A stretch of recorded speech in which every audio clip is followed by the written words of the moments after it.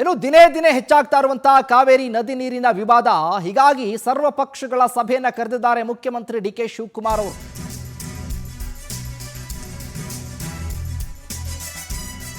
ಕಾವೇರಿಯ ವಿಚಾರ ಪ್ರತಿದಿನ ಕಾವು ಜಾಸ್ತಿ ಪಡ್ಕೊಳ್ತಾ ಇದೆ. ಭಾನುವಾರ ಸಿಎಂ ಗೃಹ ಕಚೇರಿ ಕೃಷ್ಣಾದಲ್ಲಿ ಸರ್ವ ಪಕ್ಷಗಳ ಸಭೆ. ಇಂದು ಸಿಎಂ ಭೇಟಿಯಾಗಲಿದ್ದಾರೆ ಸಚಿವ ರಾಮಲಿಂಗಾರೆಡ್ಡಿ ಅವರು.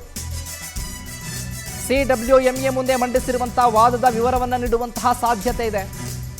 ಸರ್ವಪಕ್ಷ ಸಭೆಯ ವಿಷಯಗಳ ಬಗ್ಗೆ ಅಧಿಕಾರಿಗಳ ಜೊತೆ ಸಿಎಂ ಚರ್ಚೆಯನ್ನ ಮಾಡ್ತಾರೆ. ಸದ್ಯಕ್ಕೆ ತಮಿಳುನಾಡಿಗೆ ನೀರು ಬಿಡಬೇಕೋ ಬೇಡವೋ ಅನ್ನುವಂಥ ಚರ್ಚೆ ದಿನೇ ದಿನೇ ಹೆಚ್ಚಾಗ್ತಾ ಇದೆ. ಕಾವೇರಿ ನದಿ ನೀರಿನ ವಿವಾದ. ಹೀಗಾಗಿ ಸರ್ವಪಕ್ಷಗಳ ಸಭೆಯನ್ನ ಕರೆದಿದ್ದಾರೆ ಮುಖ್ಯಮಂತ್ರಿ ಡಿ ಕೆ ಶಿವಕುಮಾರ್ ಅವರು. ಭಾನುವಾರ ಸಿಎಂ ಗೃಹ ಕಚೇರಿ ಕೃಷ್ಣಾದಲ್ಲಿ. ಅಂದರೆ ಎಲ್ಲರ ಅನಿಸಿಕೆ ಅಭಿಪ್ರಾಯಗಳನ್ನು ಪಡ್ಕೊಳ್ಳೋಣ ಈ ವಿಚಾರಕ್ಕೆ ಸಂಬಂಧಪಟ್ಟ ಹಾಗೆ. ನಾನು ಮೊದಲೇ ಹೇಳಿದಾಗೆ ರಾಜ್ಯದ ವಿಚಾರ ಅಂತ ಬಂದಾಗ ನಾವು ಎಲ್ಲರೂ ಕೂಡ ಒಗ್ಗೂಡಬೇಕಾಗತ್ತೆ. ಆ ವಿಚಾರಕ್ಕೆ ಸಂಬಂಧಪಟ್ಟಂತೆ ಸರ್ವ ಪಕ್ಷದ ಸಭೆಯನ್ನು ಕರೆದಿದ್ದಾರೆ. ಇದೇ ವಿಚಾರಕ್ಕೆ ಸಂಬಂಧಪಟ್ಟ ಹಾಗೆ ಹೆಚ್ಚಿನ ಅಪ್ಡೇಟ್ಸನ್ನು ಕೊಡ್ತಾರೆ ನಮ್ಮ ಪ್ರತಿನಿಧಿ ರೂಪೇಶ್ ಲೈವ್ನಲ್ಲಿ ಜಾಯ್ನ್ ಆಗ್ತಾ ಇದ್ದಾರೆ.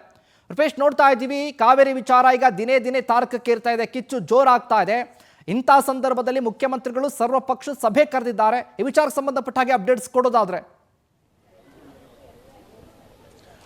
ಶಿವಕುಮಾರ್, ಈಗ ಸಿಎಂ ಡಿ ಕೆ ಶಿವಕುಮಾರ್ ಅವರು ಸರ್ವಪಕ್ಷಗಳನ್ನು ಸಭೆಯನ್ನು ಕರೆದಿದ್ದಾರೆ. ಯಾಕಂತ ಹೇಳಿದ್ರೆ ಕಾವೇರಿ ವಿಚಾರದಲ್ಲಿ ನೀರು ಬಿಡುವಂತೆ ಒಟ್ಟಾರೆಯಾಗಿ 4 TMC ನೀರನ್ನು 15 ದಿನಗಳು ಬಿಡಬೇಕು ಅಂತೇಳಿ ಕಾವೇರಿ ವಾಟರ್ ಮ್ಯಾನೇಜ್ಮೆಂಟ್ ಅಥಾರಿಟಿ ಈಗ ಮೇಲ್ಮನವಿ ಸಲ್ಲಿಸಿದಂಥ ಶಿಫಾರಸ್ಸಿಗೆ ತಳ್ಳಿ ಹಾಕಿ ಈ ನೀವು ನೀರು ಬಿಡಲೇಬೇಕು ಅಂತೇಳಿ ರಾಜ್ಯ ಸರ್ಕಾರ ಕೇಳಿದೆ.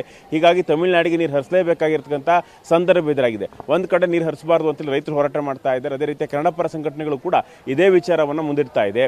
ಅದೇ ರೀತಿ ವಿಪಕ್ಷಗಳು ಕೂಡ ಯಾವುದೇ ಕಾರಣಕ್ಕೂ ಕೂಡ ನೀರು ಬಿಡಬಾರ್ದು ಅಂತೇಳಿ. ಆದರೆ ನೀರು ಬಿಡದೇ ಇರ್ಲಿಕ್ಕೆ ಆಗುತ್ತೆ ಅನ್ನುವಂಥ ವಿಚಾರ ಬಂದಾಗ ಕಂಟೆಂಪ್ಟ್ ಆಫ್ ಕೋರ್ಟ್ ಆಗುತ್ತೆ. ಅದು ಮತ್ತೆ ರಾಜಕೀಯವಾಗಿ ಸಮರ, ಅದೇ ರೀತಿ ಕಾನೂನಾತ್ಮಕವಾಗಿ ಕೂಡ ರಾಜ್ಯಕ್ಕೆ ಹಿನ್ನಡೆ ಆಗುತ್ತೆ. ಇದಕ್ಕೋಸ್ಕರ ಏನು ನಿರ್ಧಾರ ತೆಗೆದುಕೊಳ್ಬೇಕು, ಯಾವ ರೀತಿಯಾಗಿ ಈ ವಿಚಾರವನ್ನು ಸಾಲ್ವ್ ಮಾಡಬೇಕು ಅಂತೇಳಿ ಸರ್ವಪಕ್ಷಗಳ ಸಭೆಯನ್ನು ಡಿ ಕೆ ಶಿವಕುಮಾರ್ ಕರೆದಿದ್ದಾರೆ. ಕಾವೇರಿ ಕೊಳ್ಳದ ಸಂಸದರು ಇರ್ತಾರೆ, ಶಾಸಕರು ಇರ್ತಾರೆ, ಅದೇ ರೀತಿ ವಿಪಕ್ಷ ನಾಯಕರೆಲ್ಲರೂ ಕೂಡ ಈ ಒಂದು ಸಭೆಯಲ್ಲಿ ಇರ್ತಾರೆ. ವಿಪಕ್ಷಗಳ ಅಭಿಪ್ರಾಯ ಪಡೋದು ಯಾಕಂತ ಹೇಳಿದ್ರೆ ಈ ರೀತಿಯಾಗಿ ರಾಜ್ಯಕ್ಕೆ ಸಂಕಷ್ಟ ಎದುರಾದಾಗ ಪಕ್ಷಾತೀತವಾಗಿ ಎಲ್ಲ ಪಕ್ಷಗಳು, ಕಾಂಗ್ರೆಸ್ ಇರ್ಬೋದು, ಬಿಜೆಪಿ, JDS ಮೂರೂ ಪಕ್ಷಗಳು ಸೇರಿಕೊಂಡು ಒಂದು ನಿರ್ಧಾರ ತೆಗೆದುಕೊಂಡು ಯಾವ ರೀತಿ ಮುಂದೆ ನಾವು ಹೋಗಬಹುದು, ಯಾವ ರೀತಿ ಕಾನೂನು ಸಂಕಷ್ಟ ಇಲ್ಲದೆ ಒಂದು ಕಡೆ ನೀರು ಬಿಡದೆ ಅದೇ ರೀತಿಯಾಗಿ ರಾಜ್ಯಕ್ಕೆ ಹಿತವನ್ನು ಕಾಯ್ದುಕೊಳ್ಳುವಂಥ ಯಾವ ನಿರ್ಣಯವನ್ನು ಕೈಗೊಳ್ಳುತ್ಕೊಳ್ಬಹುದು, ಈ ವಿಚಾರವಾಗಿಯೇ ಈಗ ಚರ್ಚೆ ಮಾಡಲಿಕ್ಕೆ ಸರ್ವಪಕ್ಷಗಳ ಸಭೆಯನ್ನು ಕರೆಯಲಾಗಿದೆ.